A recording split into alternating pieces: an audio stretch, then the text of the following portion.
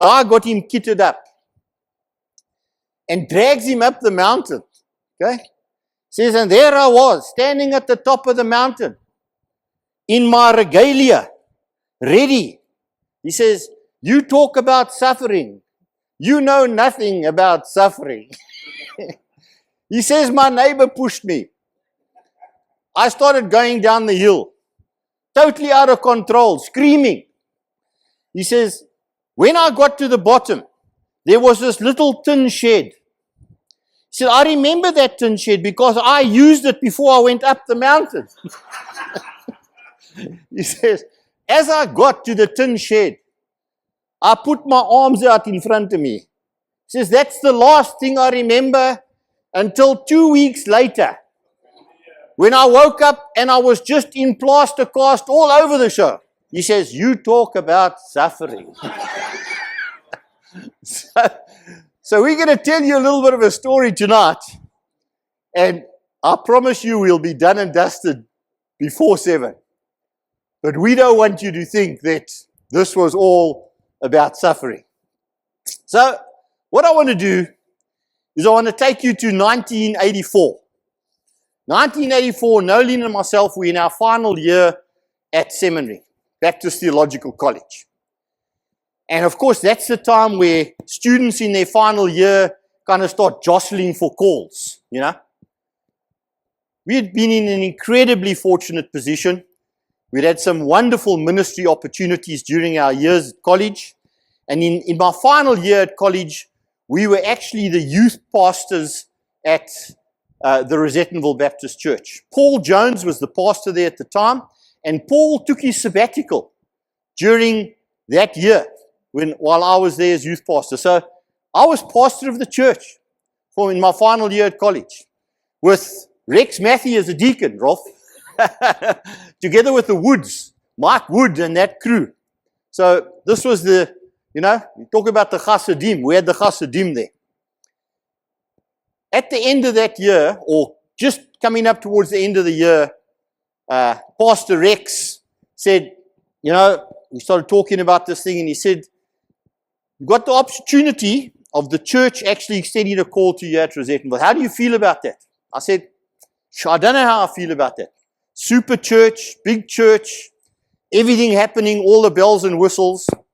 Then out of the blue, the Baptist Union Home Missions in those days, I think they've since disbanded, but the Baptist Union Home Missions, because they did missions at home, that's why it was called Home Missions.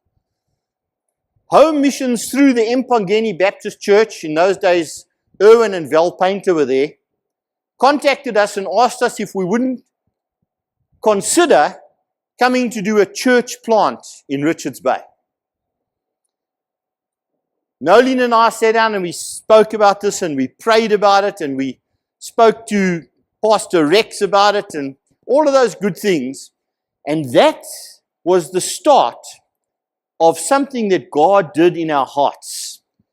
About September, October of 1984. It might have been a little bit before that.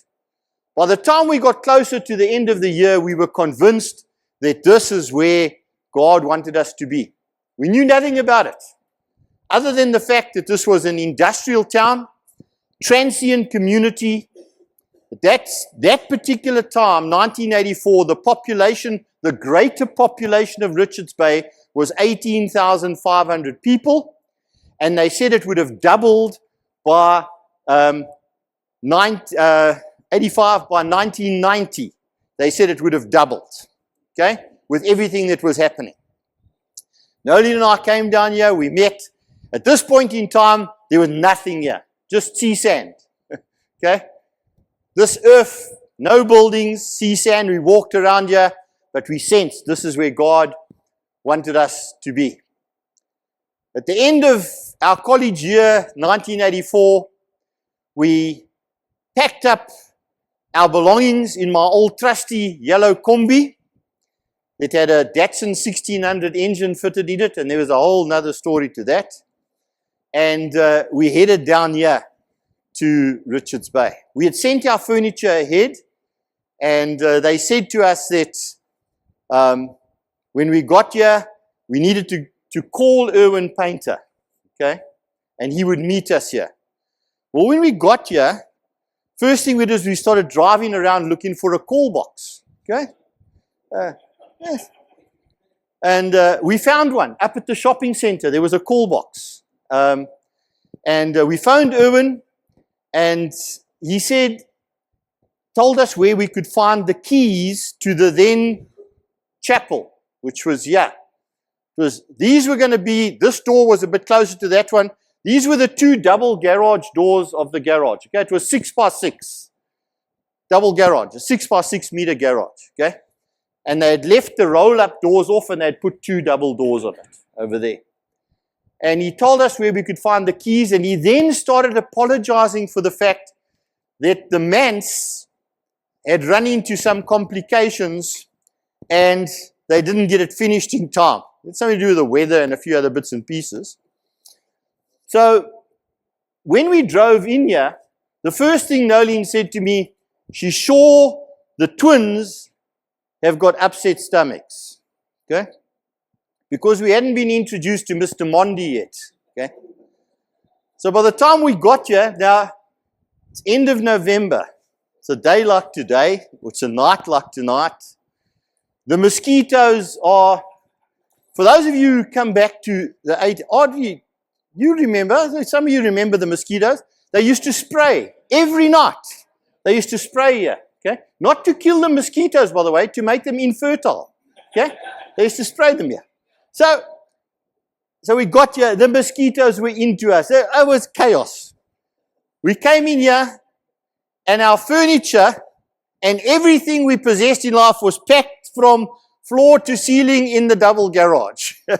Because I said to Nolene, right, what do you need? She told me what. I came in here with the torch and I scratched around and found some stuff. We put it in the combi and we drove down from Joburg, got here, turned around, drove to East London where Nolene's parents were, okay? In my old yellow combi with the twins in their carry cots and our son Darren in his chair, took the seats out of the combi, just put the carry cots in there. Road safety was very serious in those days. Okay? Anyway, the bottom line is we arrived back here after January. The guys had managed to get the house to a degree where we could actually get some furniture in it.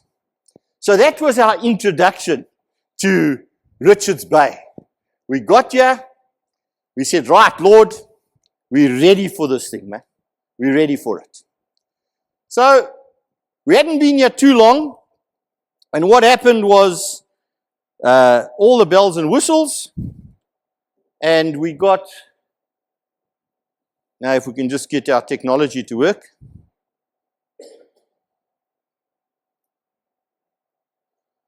Just going to go out of here. Try coming back in here.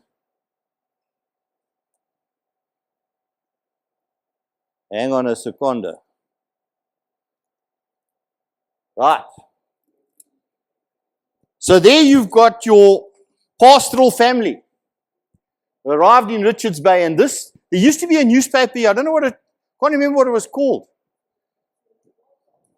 Was it the Bugle or something? Observer. The Zululand Observer. That's it.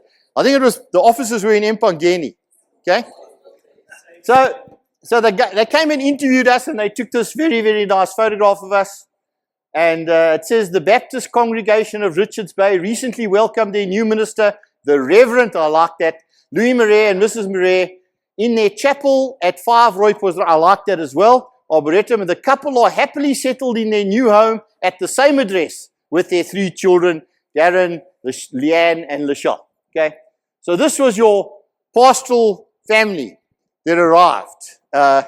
And we were all excited about being here. The one thing, when I was doing pneumatology, all my theologies, Old Testament, New Testament, exegesis, Greek, Hebrew, nowhere in all of that did anybody give me a manual that said, this is how you plant a church. I tell you what, I I had all sorts of theological qualifications, but nothing that said to me, this is how you plant a church. And so I started thinking, well, how do you plant a church? So I went through to Empangeni, and I sat down with my mentor, Erwin Painter, who had been given the wonderful task of looking after us as this young pastoral couple. And when we sat down, he said, well, you kind of got to get into the community and let the people know. What Erwin did every Sunday for his bulletin, he had wax stencils that he used to type on, and then he had a Roneo machine. Okay? So he showed me how to type on the wax stencil, and you got to type with just the right pressure, otherwise the wax stencil disintegrates. Okay? So I typed there our notice concerning our first service that was going to be held in this church on the 3rd of February 1985. Reverend Louis Marais, the Richards Bay Baptist Church, affiliated to the Baptist Union of South Africa, gave them the whole pedigree, the whole spiel, okay? And I then spent the rest of that week roneoing these things off. I did 3,000, okay? 3,000 of these oaks. A5, double A4s, he had one of those guillotine things, and I cut them in half, okay? And I was ready. I then, and you'll see when we get to some of the other pics in just a moment, you will see that, let me just go there now so that you can see the moment I delay this thing, it doesn't like us being here. Okay, here we go. So that was the dress code, okay, for Richards Bay as a Baptist pastor in those days. I've got my jacket off. I'll tell you about who's standing next to me in a moment. So my dress code was, I left my jacket off, I left my waistcoat. That's what that thing's called. I left my waistcoat off, but I'd put my collar and tie on. I'd take a handful of brochures, and I'd start walking down here, Rooibos, run, down through the back here, handing out brochures, knocking on the doors, handing out brochures. Got to the car park at the shopping center under windscreen wipers. Nearly got arrested. Okay, you're not allowed to do that. I found out you're not allowed to do that. You're not allowed to put anything. So anyway, when they saw it was the Dominee and all of that, they were a little bit more relaxed. Around the back here, there used to be a block of flats. I think they were Alusaf flats. Not sure. Remember knocking on the door there, and this guy pulled open the door, grabbed me by the throat and pulled me in, stuck a 38 special into my face like this. I was standing there. I just said, Lord, take me home quickly. And what had happened was him and his wife were having a fight. And she had phoned her brother-in-law or somebody to come and sort this thing out. When he opened the door, he was expecting something to happen, and he just grabbed me by the throat and pulled me in with a 38 special. The wonderful thing about that is about 4 months later, I actually led him to the Lord. Okay? Led him to the Lord. And so then, 2 weeks later, I'd handed out my 3,000 brochures. I'd do my loops here. I'd come back, Nolene would have a clean shirt for me. Pressed, ready. I put my clean shirt on because the other one was sopping wet. Put my clean shirt on and head off again, like a good Jehovah's Witness, man. I'll tell you what, I was ready for this thing. Then, on the 3rd of February, I stood outside here with my regalia on. 3,000 pamphlets. Tell you what, we packed the chairs out here. There wasn't going to be enough room. We were going to smoke this thing, man. Okay? We were going to smoke it. The Empangeni Baptist Church sent a combi through with 10 people in it. Okay? And my 3,000 pamphlets yielded 3 people out of the Richards Bay community. That morning, we had 13 people in the service, 10 of which were Empangeni, and 3 of which were Ed and Elsie Montero, who had come down from a country somewhere, Baptist people, and Renee Clark, who was a Baptist. Do you remember Renee? Yes? I saw you over there. You remember her? Oh, there you are. You remember Renee? Yeah? You're going to see a photograph of your bomb just now. So then, that was the start of something very, very special. Okay. Oh, let me get back to the gent.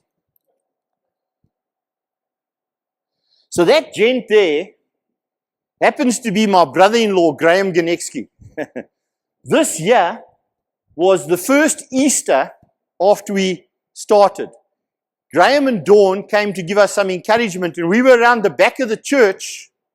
That's over here somewhere where the servitude is. Okay, there was a wall that ran down here. None of this was here. So, and Graham and I were pondering there about life and about where to next. So I wanted to show you now, things started happening in the church. And if you have a look at the end of the window, okay, you can see a distinct line that where the sign is there, it says Baptist Church. Okay, we did our first extension. Okay, did our first extension there, and that gave us 2 double garages, and we managed to turn the seating from this way to this way. Okay, so we had it over here. The point I wanted to make about the 3 local people is that on a Sunday morning, I'd pray at the door here, and then I would stand with an absolute knot in my gut, having prepared like only a good Baptist pastor could prepare. I mean, and like they taught me that at college. Waiting for the people, anxiously. Wasn't long, and was one of those Sunday mornings when I was standing over here that God encountered me seriously. And He said to me, I called you to this work, and you've claimed this work. Not your work. My work. So what I want you to do is I want you to get on with the toil and leave the rest up to me. It was clear. God spoke to me. And it was almost as if, it was about a month, 2 months later. I'm not even quite, it wasn't long after we started in these early days that Mom came around and, you guys, I mean, you'll see little chockies here. And the things started happening.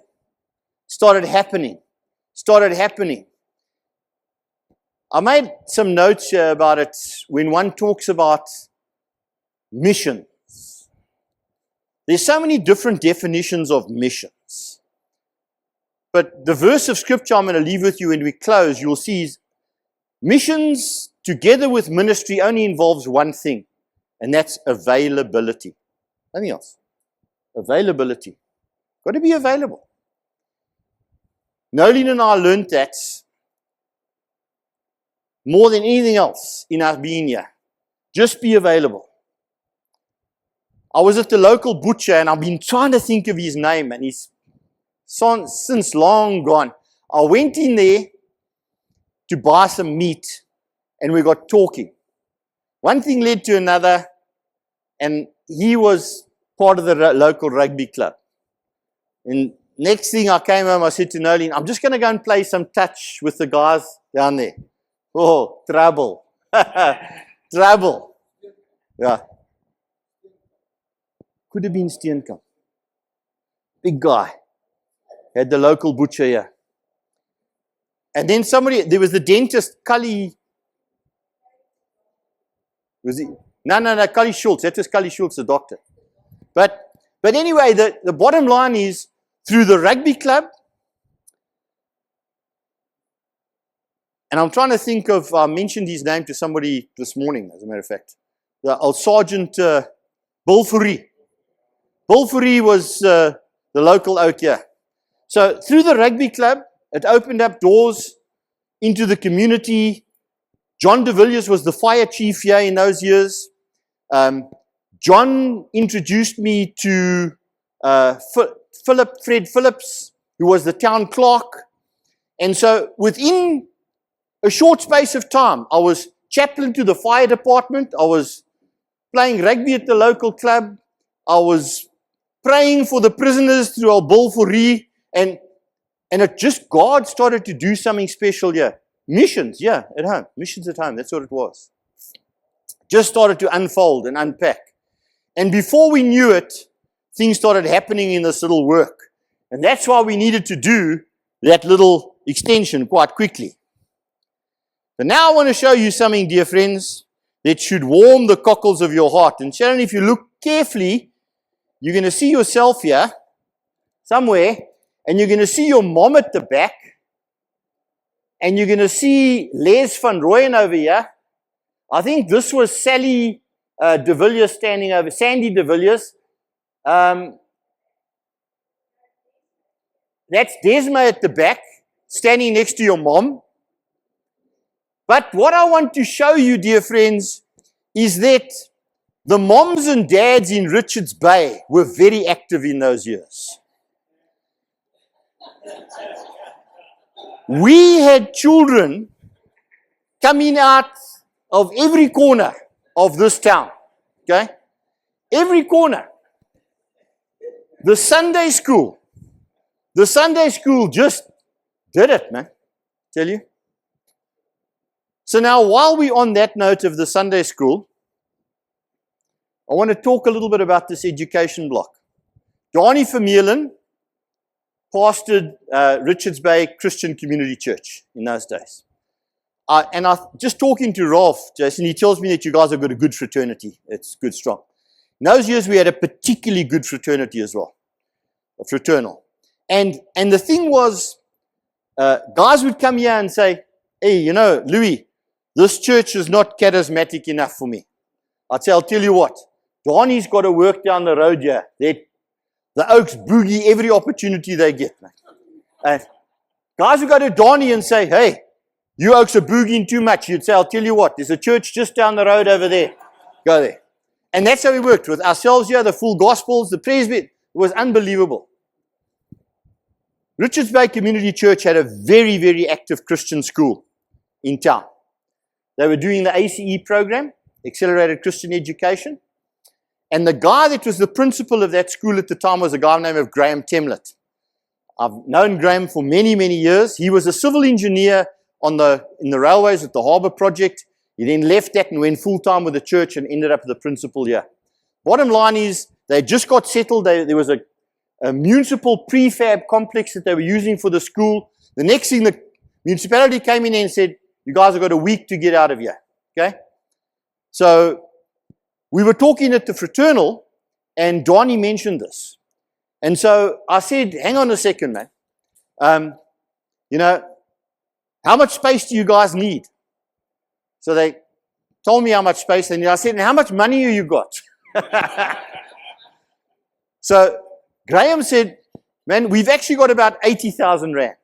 I said, I'll tell you what. I will build you a school for 80 grand. Build you a school. We've got the land. We've got the land. Build you a school. You give me that money, I'll build you a school. We'll build it to your spec. Okay? So we started very, very quickly. You'll see a photograph in just a moment. We started building, and we started doing it in phases. In a very short space of time, they got a little bit of relaxation with the municipality. We built this education block, okay, to their spec.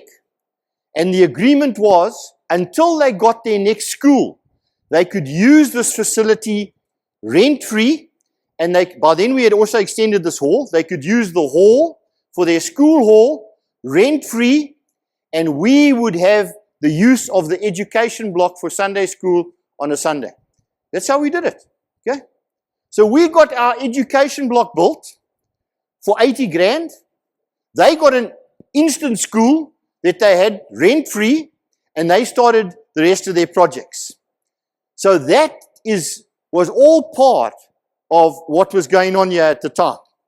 At the back, we were looking down the road, there was a neighbor, I can't remember what his name was. I also met him handing out pamphlets, Afrikaans guy. And we became a little bit friendly. And I saw that he had a very dilapidated vinyl pool, one of those frame pools, in the front of his yard. I said, what are you going to do with this thing? He said, nee, soek jy hom. I said, ja, asseblief man. He said, vat hom. Okay? So ek het hom gevat. Okay? And we brought it here. And just behind the kitchen here, that became our baptistry. And you can see once again, Jason, that's the clobber you wear to baptize, okay? That's not Batman, but unless you're wearing that, the people aren't properly baptized, okay? You've got to recognize that. I'm going to tell you, some of you will remember this. There was a shop in Empangeni called Zululand Appliance Center. Or Empangeni, it was Appliance Center anyway, okay? The Boyce family ran it. Shane Boyce and Johnny Boyce, okay? That family there, not the extreme left, but the rest of them is the Boyce family, the entire family. Got to know them. They fixed a wash machine or something for us. Started ministering to them. The next thing, they started coming here. Johnny wasn't a well guy. Led the whole family to the Lord. And we ended up baptizing them here. And we just had that baptistry, tell you what, was unbelievable. I shared a story with some of the guys, which I'm not going to share with you, but we had some very, very colorful characters in that baptistry performing baptisms. So let me just...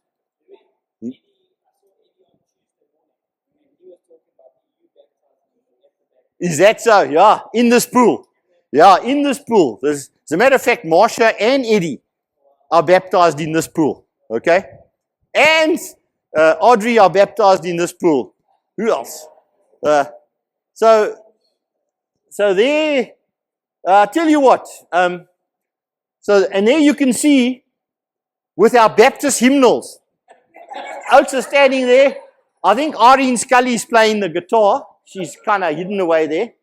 And I can't remember which hymn we're singing at this particular point in time. But we were singing an appropriate baptism hymn, eh? Okay? People loved it. Eh? I don't know why we've disbanded this stuff. I mean, it worked. So let me just take you through this very, very quickly. Because I need to get Nolene here as well. So this year, somebody snuck this photograph. And I was saying as well, you know, when you finished taking these photos, you took them to the local chemist over here, and they had a Kodak department, and you'd hand in your spool, and it was a complete lottery if you got anything back, okay? Anything back. They would tell you, no, it's underexposed or overexposed because they'd messed them up. So this year was, that black pitch you see on the back there was our Wally Charles. I'll point him out to you in just a moment. But this year was every afternoon after work, the guys would come past, the guys who could get off an hour early, and we built. We built and we built. The guy who managed ready-mix concrete in Richards Bay, Burrows, no, it was Granny Burrows. All the concrete work, I see it's gone now, a lot of it's gone. But he would phone me at like 3 o'clock in the afternoon and say, Louis, I've got a cube, 2 cubes, 3 cubes, when they were doing the pour down in the harbor. Okay? I would phone around. The guys would come here. We'd start getting stuff. All the foundations at the back. I was telling Nolene when we drove in here, still remember one afternoon I got into serious trouble with him because I took a truck down the servitude in the back there and I buried that concrete truck in the marsh at the back there while we were trying to pour the foundations at the back of the car. So this year was this was a crusade. Yeah, so this guy standing here with the jeans on his Ed Montero. This is Red Scully with little Dane Scully on his hip, okay? Gary Berger behind him, and then between them, the guy with the white shirt. Don't know if you can see him there. just standing behind Red Scully, okay? That guy was the Reverend Dr. Tom Cox, an American evangelist, okay? He brought his team out here through a connection that I had. Willie Dengler, as a matter of fact. Anybody you guys know Willie? Okay?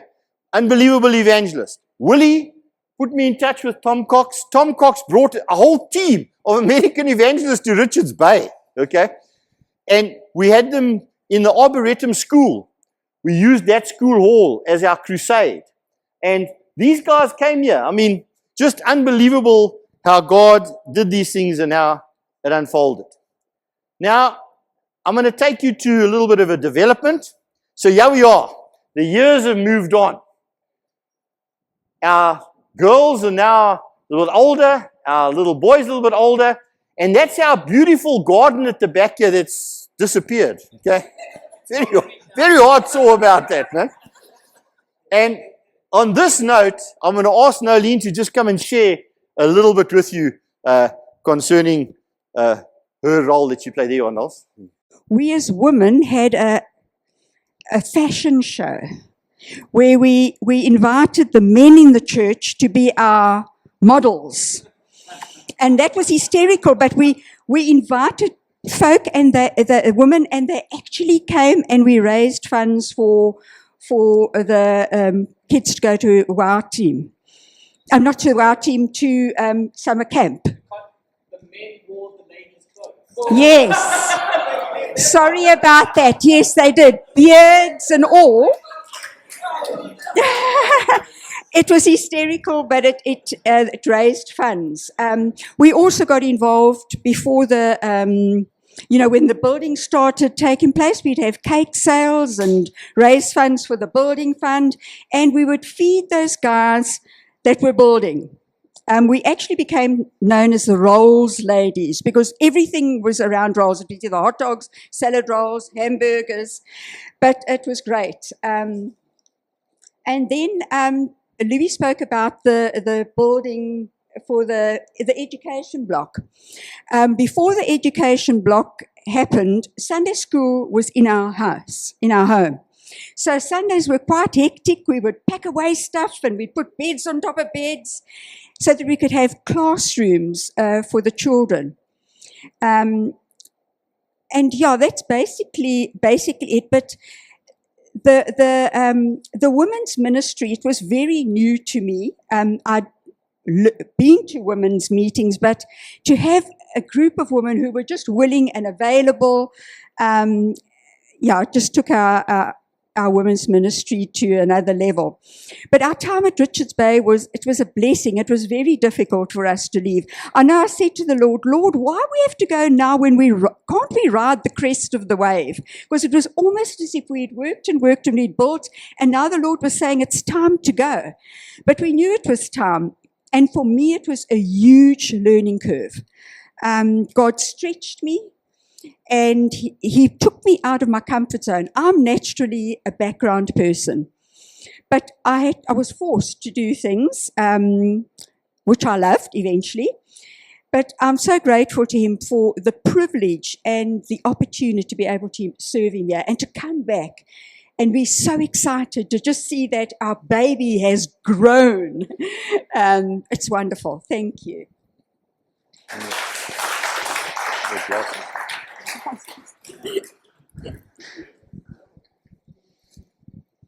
Sorry, you can see I'm not used to it. Thanks, Knowles.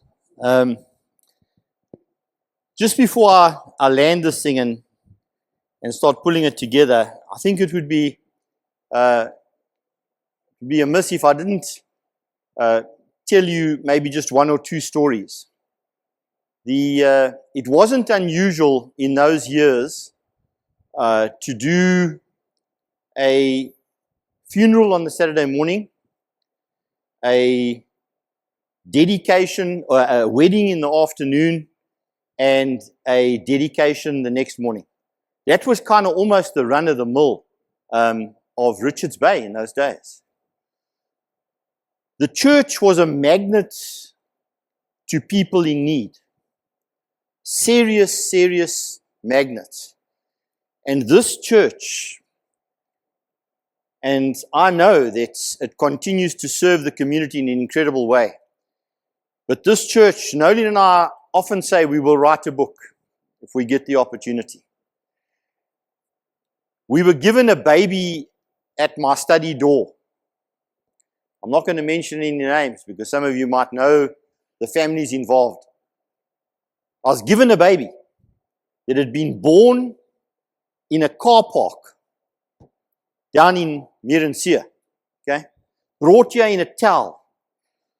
And this young couple, terrified to go home and tell the parents what had happened, gave me the baby. I was actually gluing the carpet down in the church when Nolene came and called and said, you better come quickly. We then laid this young girl down in the study while she was hemorrhaging, and Nolene was bringing towels and hot water, and I didn't remember them teaching me that at college either. To tell you that Betty Davey was the manager of, I think it was FNB, First National Bank in town. I had gone to visit one of the staff members in the bank who had just had a baby. Okay, and she had just gone home. By the time we cleaned this baby up, this young couple ducked, gone, okay, left me. I've got now Nolene and I, this baby, hours old. My breastfeeding wasn't that hot in those days. Nolene was a little bit over it as well. Ducked around to Betty. As a matter of fact, I phoned her. I said, Betty, I can't remember the lady's name who had just given birth. I said, I need milk, man. She said, what's the story? She was here in a flash, took the baby, shot over there, and the other woman was breastfeeding this baby. And that's how it went. 3 days later, knock on the door. Yeah, this young couple is standing. Want our baby back. I said, no. It's not a puppy, this. Don't come here and give babies and take them away. I said, your baby's gone. Oh, snot and trana like you can't imagine. So I'll tell you what, here's the deal. The deal is, what time's your dad get home from work? I said, you tell me what time your dad gets home from work. I'll meet you at the house and we can talk about this. Long and short of it is, when I got there, this particular guy was a brute of a man. I would have also been scared to tell him, okay? When I said to him, got to be so careful I don't mention names. I said to him, I've got some news for you. He thought I was there to tell him that this young lady in his lounge was pregnant, okay? I was there to tell him that he's a grandfather. That whole story, whole family ended up in the life of the church. Just tragically, that young guy got killed in a car accident 3 years later, Free State. But ministering to that family in an incredible way. Nolene and I, here one day, get a phone call from the bank, Betty Davey. Louis, you've got to come quickly. I said, what's going on?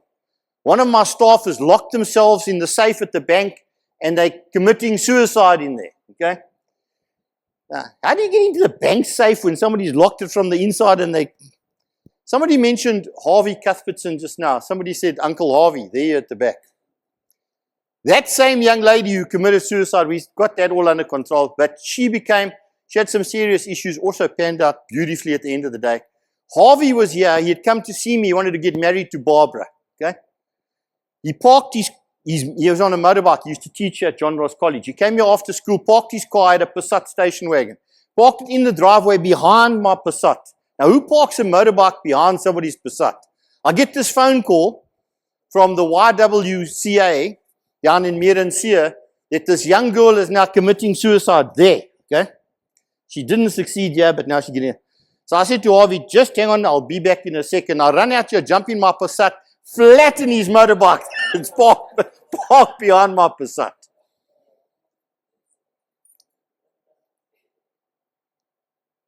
Nolene and I are sitting here one day, this couple arrive. I could see, when I say a couple, this little girl was a little girl, and this bruiser of an oak, okay? They want to get married. I said, but it doesn't work like that. There's laws in this country about marrying little girls. She says, no. Her parents have said, I must take her. Okay? Now, the legislation in this country provides for it. You can, in actual fact, marry an underage kid, okay, provided both parents consent to the marriage. Okay? So, now we're off to these people. We go and get this, all the paperwork done and that. I need to find out this oak is a Hell's Angel. Okay? I'm talking about a proper Hell's Angel from the 80s, from Hillbrow, chains and all the Catella. They want to get married, yeah. So, we go through the necessary counseling, and I know it's 7 o'clock. We're going to wrap this up, Rolfie. So, here I am. College didn't prepare me for this. These oaks arrive. I hear the noise. I hear it, man. I thought there was another De Moya happening here. The next thing, these oaks arrive here. Bikes, chains, leather. Yeah, just park this area full. She arrives on the back of a Willys Jeep. Okay? Anyway, we get them inside here. We get them married. Okay? The end of the ceremony, I say, right, you can now kiss your wife. These oaks just go absolutely bazonkers. They just throw the chairs around, they whoop in, and what? The next thing, they're gone. Never to be seen again. Our Hell's Angels wedding. We can keep you here the whole night with Richards Bay stories. Why am I telling you these stories and that? Dear friends, this work, this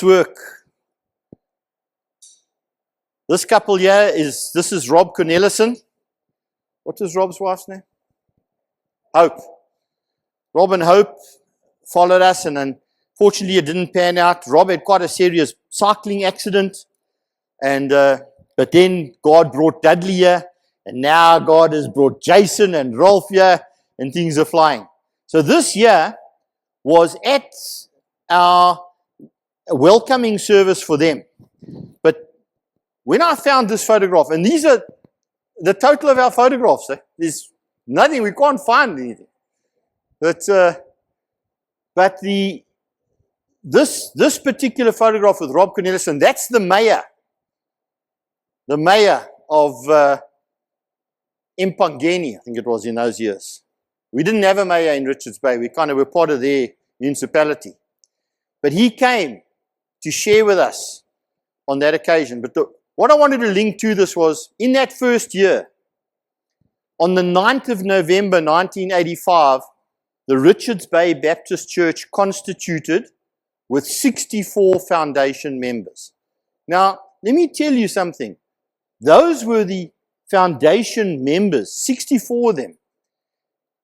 We would have 100, 120 folk here regularly after the first year of ministry in this. What started off with 3 people. 3 people. And God just did something unbelievable. I mean, the folk here, some of the folk that are here tonight that can remember. Joy Griffiths, she was an angel sent from God to me when it came to my thesis work. I had an old Hewlett-Packard computer that we used to plug the memory in the back until it fell off the end. And Joy would type my thesis for me and take it home around to her house here, and proofread it for me. And if I think of Martha, and I think of the rest of the folk, I don't want to start naming people because just you folk are here but now I want to just show you as I land this thing. So that, dear friends, not a fishing hut. That is the beginning, and that's not just the beginning. That's already a phase after the beginning, okay? And that has gone to that. What do we say? We say this: to God be the glory, great things He has done. Now I'm going to close by sharing just this with you. It's a story about Elisha.